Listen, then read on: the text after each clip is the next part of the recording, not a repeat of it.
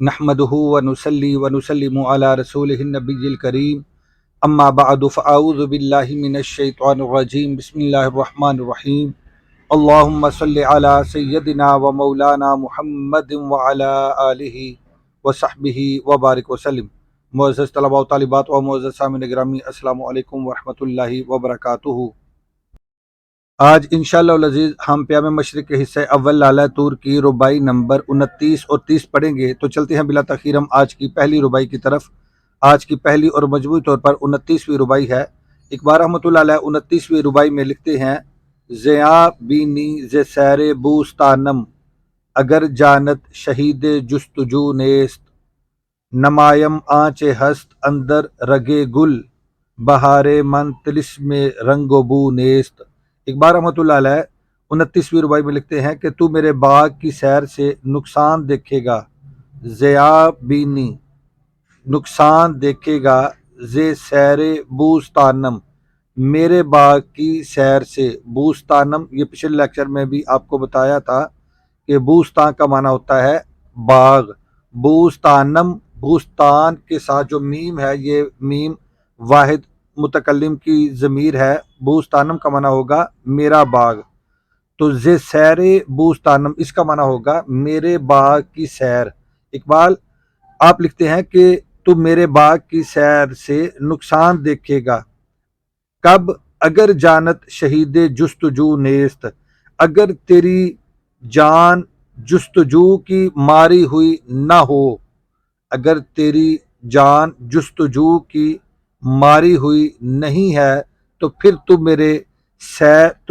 تو میرے باغ کی سیر سے نقصان دیکھے گا، پھر تجھے میرے باغ کی سیر کا کوئی فائدہ حاصل نہیں ہوگا، پھر تو وقت ضائع کرے گا، اپنا نقصان کرے گا، پھر تجھے میرے باغ کی سیر سے کچھ حاصل نہیں ہوگا۔ اور اقبال کے باغ سے مراد اقبال کی شاعری ہے، اقبال کا کلام ہے، اقبال کا فلسفہ مراد ہے۔ اقبال رحمۃ اللہ علیہ کہتے ہیں کہ اگر تیرے اندر، تیرے من میں، تیرے وجود میں اگر جستجو نہیں ہے، تلاش نہیں ہے، طلب نہیں ہے، تڑپ نہیں ہے، تو پھر تو اگر میری شاعری پڑھے گا، میرا کلام سنے گا، میرا فلسفہ سماعت کرے گا، تو پھر بھی تجھے اس کا کوئی فائدہ حاصل نہیں ہوگا، سراسر تو اپنا وقت ضائع کرے گا۔ اسی طرف اقبال کا اشارہ ہے: زیاں بینی تو نقصان دیکھے گا، نقصان اٹھائے گا، ز سیر بوستانم میرے باغ کی سیر سے، اگر جانت شہید جستجو نیست، اگر تیری جان جستجو کی ماری ہوئی نہیں، طلب کی ماری ہوئی نہیں، تڑپ کی ماری ہوئی نہیں، تو پھر تو میرے باغ کی سیر سے نقصان دکھے گا۔ آگے اقبال رحمۃ اللہ علیہ لکھتے ہیں: نمایم آنچ ہست اندر رگے گل، نمایم میں دکھاتا ہوں، میں دکھاتا ہوں جو کچھ پھول کی رگوں میں چھپا ہوا ہے،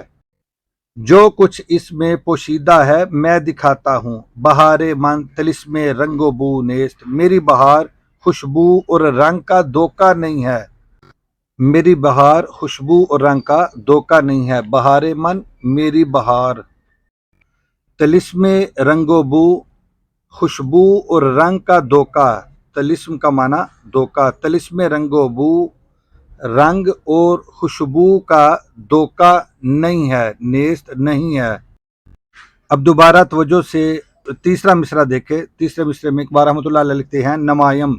میں دکھاتا ہوں، یہ نمودن مصدر سے فعل مضارع واحد متکلم کا صیغہ ہے۔ نمودن سے نمایت مضارع آتا ہے اور اس سے نمایم یہ واحد متکلم کا صیغہ بنے گا۔ نمایم میں دکھاتا ہوں، آنچ جو کچھ ہست ہے، اندر رگے گل پھول کے رگ میں، پھول کے اندر جو کچھ پوشیدہ ہے میں اسے کھول کر بیان کرتا ہوں، بہار من میری بہار میں۔ اور بہار من سے مراد اقبال کا فلسفہ ہے، اقبال کا کلام ہے، اقبال کی شاعری ہے۔ کہتے ہیں کہ بہار من میری بہار میں طلسم رنگ و بو، رنگ و بو کا طلسم نہیں ہے، دھوکہ نہیں ہے، یعنی میرا کلام محض لفاظی پر مشتمل نہیں، میرا کلام محض لفاظی پر مشتمل نہیں، بلکہ یہ حقیقت نما ہے، یہ حقیقت پر مبنی ہے۔ تو مراد یہ ہے کہ میں اپنی شاعری کے ذریعے زندگی کی حقیقت کو واشگاف کرتا ہوں، میرا کلام محض لفاظی نہیں ہے بلکہ حقیقت ہے اور اس لیے حقیقت نما ہے۔ تو مراد یہ ہے کہ اگر تو جستجو، کوشش، سعی، جد و جہد یا محنت کو پسند نہیں کرتا اور اس کا دل دادا نہیں ہے تو تجھے میرے کلام سے کچھ فائدہ حاصل نہیں ہوگا، تو پھر تجھے میرے باغ کی سیر سے فقط نقصان ہی ہوگا، فائدہ نہیں ہوگا، کیونکہ میرا کلام تو سراسر جد و جہد اور محنت کا پیغام ہے۔ میں جد و جہد، محنت، سعی اور کوشش کا دائی ہوں۔ تو امید ہے کہ یہ پہلی ربائی آپ نے اچھے طریقے سے سماعت کی ہوگی۔ تو چلتے ہیں آج کی دوسری اور مجموعی طور پر 30ویں ربائی کی طرف۔ 30ویں ربائی میں اقبال رحمۃ اللہ علیہ لکھتے ہیں: بیروں از ورتائے بود و عدم شو، فزو تر زی جہانے کیف و کم شو، خودی تعمیر کن در پے کرے خیش، چو ابراہیم معمار حرم شو۔ اقبال رحمۃ اللہ علیہ آپ لکھتے ہیں کہ ہونے یا نہ ہونے کے بور سے نکل جا، بیروں باہر نکلا، از ورتائے بود و عدم، بود و عدم کے ورتے سے، بود و عدم کے بور سے، یعنی ہونے یا نہ ہونے کے بور سے، اس دھوکے سے باہر نکل آ، یعنی وجود و عدم کے کنویں سے باہر نکل آ، یا ہستی اور نیستی کی گرداب سے تو باہر نکل آ، بیروں باہر نکل آ، از ورتائے بود و عدم شو، بود و عدم یعنی ہونے یا نہ ہونے کے بور سے تو باہر نکل آ، فضو تر زی جہانے کیف و کم شو، فضو تر بلند ہو، فضو تر بلند ہو جا، زی جہانے کیف و کم، یہ کیسے اور کتنے کی دنیا سے تو بلند ہو جا، کیسے اور کتنے کی دنیا سے تو بلند ہو جا، یعنی یہ کیسے ہوگا یا کتنا ہوگا، یا یہ ہوگا یا نہیں ہوگا، اس ہونے یا نہ ہونے کے بور سے اور اس کیسے اور کتنے کی دنیا سے تو باہر نکل آ اور اس سے تو بلند ہو جا۔ تو چلتے ہیں اس ربائی کے تیسرے مصرے کی طرف۔ تیسرے مصرے میں اقبال رحمۃ اللہ علیہ لکھتے ہیں: خودی تعمیر کن در پے کر خیش،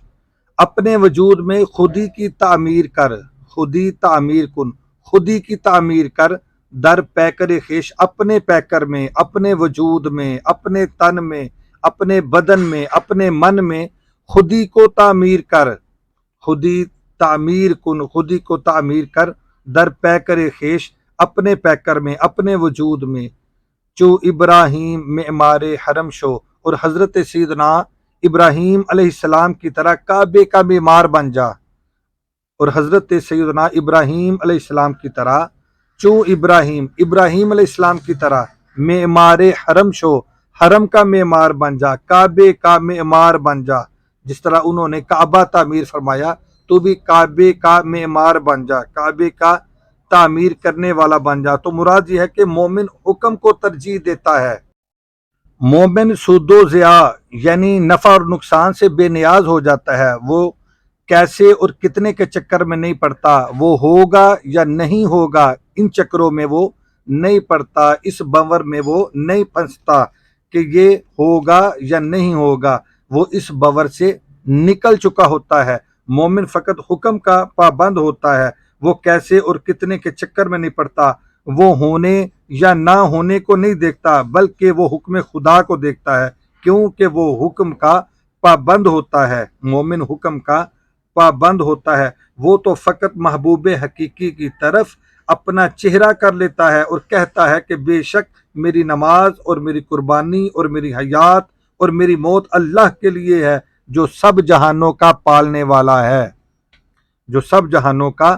پالنے والا ہے۔ تو مومن ان چکروں سے اپنے آپ کو آزاد کر لیتا ہے۔ اب توجہ سے دوبارہ اس ربائی کو سماعت کر لیں: بیروں از ورتائے بود و عدم شو، ہونے یا نہ ہونے کے بور سے نکل جا، فضو تر زی جہانے کیف و کم شو، کیسے اور کتنے کی اس دنیا سے بلند ہو جا، خودی تعمیر کن در پے کرے خیش، اپنے وجود میں خودی کی تعمیر کر، جو ابراہیم معمار حرم شو، اور حضرت سیدنا ابراہیم علیہ السلام کی طرح کعبے کا معمار بن جا۔